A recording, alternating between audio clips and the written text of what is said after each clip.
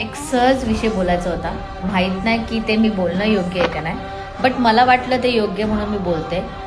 बरेच दिवस झाले सोशल मीडियावरती मी काही मॉडेल किंवा डिझायनर किंवा मेकअप आर्टिस्ट बघते, जे ते रील अपलोड करतायत ना, ज्या पद्धतीने म्हणजे जे कपडे घालून किंवा डिझाईन करून तुम्ही अपलोड करताय, म्हणजे तुम्हाला स्वतःला सुद्धा कळत नाही की तुम्ही काय अपलोड करताय का आमची सगळ्यांची नजर जिवंत आणि तुमची एकट्याची मेली आहे का?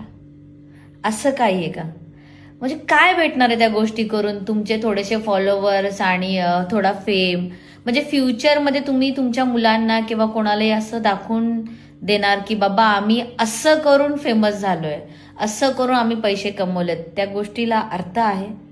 आज तुम्ही एखाद्या ग्रुपवर शेअर होता ना, तर तुम्ही ताई म्हणून नाही शेअर होतात, तुम्ही म्हणून शेअर होतात. आणि त्या गोष्टीसाठी काही काही स्त्रियांनी ना अख्ख्या आपल्या शरीराचे तुकडे तुकडे केले त्या पदवीसाठी, आणि ती पदवी तुम्हाला सहज भेटली. माहित नाही तुम्हाला त्याची लाज आहे का नाही, बट स्वतःला तरी कळतं का आपण काय करतोय? नसेल कळत ना, तर एकदा आरशात जा आणि बघा की आपण काय करतोय. आज मी छावा मूवी बघून आली. महाराजांनी केलेलं त्याग ते ह्यासाठी होतं. मी ते तुम्हाला एकच सांगेन, सगळ्या मुलींना, मी स्वतःला पण ते फॉलो करते. एक वेळेस ना डोक्यावर पदर घेता नाही आला ना तरी चालेल, पण छातीवरचा पदर पडून नका देऊ यार.